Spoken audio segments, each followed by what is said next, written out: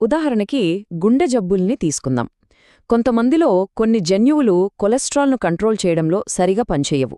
వాళ్ళు ఎంత ఆరోగ్యకరమైన ఆహారం తిన్నా కొలెస్ట్రాల్ ఎక్కువగా ఉంటుంది. జెనెటిక్ టెస్ట్ల ద్వారా ఈ రిస్క్ను ముందుగానే పసిగట్టొచ్చు. దానివల్ల వాళ్లకి ఎలాంటి లైఫ్ స్టైల్, ఎలాంటి మందులు అవసరమో పర్సనల్గా సూచించవచ్చు. ఇక క్యాన్సర్ విషయానికొస్తే బీఆర్సీఏ లాంటి కొన్ని జన్యువుల్లో మార్పులు అంటే మ్యూటేషన్లు వస్తే క్యాన్సర్ వచ్చే ప్రమాదం బాగా పెరుగుతుంది. సాధారణంగా ఈ బీఆర్సీఏ జీన్ మన శరీరంలో దెబ్బతిన్న డీఎన్ఏని బాగుచేయడానికి హెల్ప్ చేస్తుంది. జన్యు పరీక్షల ద్వారా ఈ మ్యూటేషన్లను ముందుగానే గుర్తించి జబ్బు వచ్చేదాకా ఆగకుండా నివారణ చర్యలు తీసుకోవచ్చు. చూడండి, ఇదే జెనెటిక్స్ పవర్ అంటే. డయాబెటీస్ కూడా అంతే.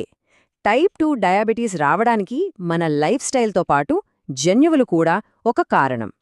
కొన్ని జన్యువులు ఇన్సులిన్ రెసిస్టెన్స్ ప్రమాదాన్ని పెంచుతాయి. ఈ జన్యు సమాచారం చేతిలో